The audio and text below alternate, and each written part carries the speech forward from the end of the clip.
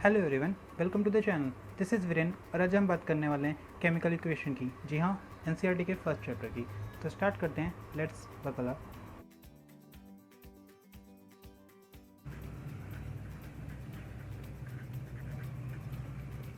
तो chemical equation basically क्या होता है कि एक कंप्लीट इक्वेशन होती है जिसमें एक प्रोडक्ट होता है और एक रिएक्टेंट होता है, जैसे हम इसको बोलेंगे केमिकल, यानी कि ये दोनों मिलके एक प्रोडक्ट दे रहे हैं। प्रोडक्ट हमारे एक या एक से ज़्यादा भी हो सकते हैं।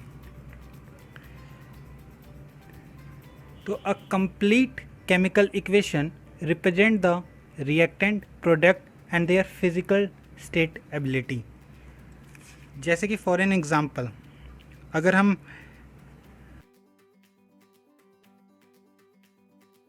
प्लस ऑक्साइड ले तो ये मैग्नीशियम ऑक्साइड बनाता है, मैग्नीशियम ऑक्साइड, ये मैग्नीशियम ऑक्साइड बनाता है। तो ये दोनों हमारे हो गए रिएक्टेंट और ये हो गया हमारा प्रोडक्ट, जिसको अगर हम उसके सिंबल से रिप्रेजेंट करना चाहें तो होगा हमारा गिव्स MgO। अच्छा, हमारे कुछ इक्वेशन ऐसे भी होते हैं जिसमें हम फिज़िकल स्टेट बताते हैं, यानी कि उसमें क्या हो रहा है। जैसे कि हमारी एक इक्वेशन है 2FeSO4, यानी कि ferrous sulphate gives on heating, यानी कि अगर हम इसे हीट कर रहे हैं दे तो ये Fe2O3 जो कि है फेरिक ऑक्साइड, इसको हम बोलते हैं फेरिक ऑक्साइड, इसको बोलते हैं ferrous sulphate, ferrous sulphate, ferric oxide plus sulphur dioxide और सल्फर ट्राइऑक्साइड SO2N SO3, ये हम उनको देते हैं। तो ये हमारा जो ये ऊपर हीट है, ये हमने हीट दिया। अच्छा, अगर फिज़िकल स्टेट की बात करें तो फिज़िकल स्टेट मतलब ये हो गया कि अगर ये फेरस सल्फेट हमारा सॉलिड होगा, S लिखा होगा, फेरिक ऑक्साइड भी लेकिन सल्फर डाइऑक्साइड हमारा गैस होगा और वही सल्फर ट्राइऑक्साइड भी हमारा गैस होगा। तो ये इनके फिज़िकल स्टेट बता रहा है, ये S G और G इनके फिज़िकल स्टेट बता रहा है। वहीं पे अगर हम देखें तो अगर हम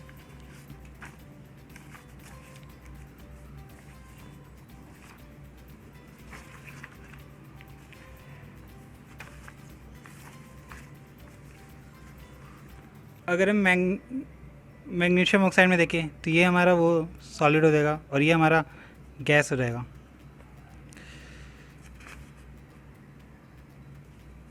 अब बात करते हैं हम बैलेंस्ड इक्वेशन की।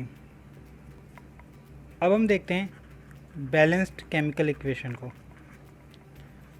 बैलेंस्ड केमिकल इक्वेशन, तो बैलेंस्ड केमिकल इक्वेशन बेसिकली क्या होते हैं, जैसे अगर हम अपने पिछले रिएक्शन को देखें तो यहाँ पे मैग्नीशियम है, यहाँ O2 है और यहाँ MgO।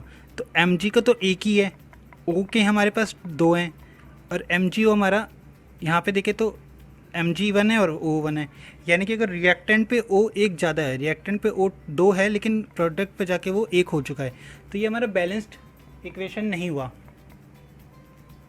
तो बैलेंस्ड केमिकल इक्वेशन कैसे होते हैं, तो बैलेंस्ड केमिकल इक्वेशन कुछ इस प्रकार होते हैं।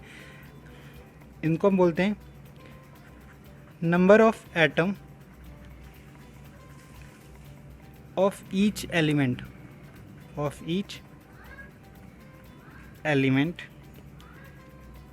remains the same.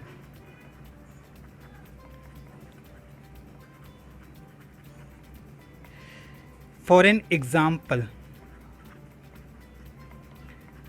Zn plus S2SO4 gives ZnSO4 plus H2। अगर हम इस इक्वेशन को ध्यान से देखें तो हम एक तरफ एलिमेंट को लिख लेते हैं कि एलिमेंट कौन कौन से हैं। Zn है, H है, हाइड्रोजन हमारा, सल्फ़र है और ऑक्सीजन है। ये हमारे रिएक्शन है। अगर हम LHS यानी कि रिएक्टेंट के साइड देखें और RHS यानी कि प्रोडक्ट के साइड देखें तो Zn हमारा यहाँ भी 1 है, यहाँ भी 1 है। हाइड्रोजन यहाँ पे 2 हैं, यहाँ पे भी 2 हैं।